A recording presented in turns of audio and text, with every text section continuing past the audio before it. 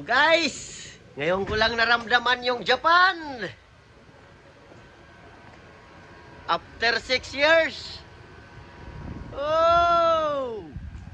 May gulay.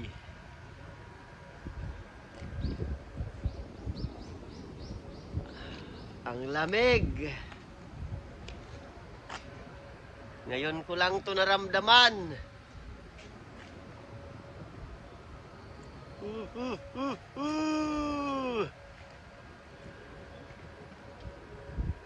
Sino na? Hala. Namumuti na. Namumuti.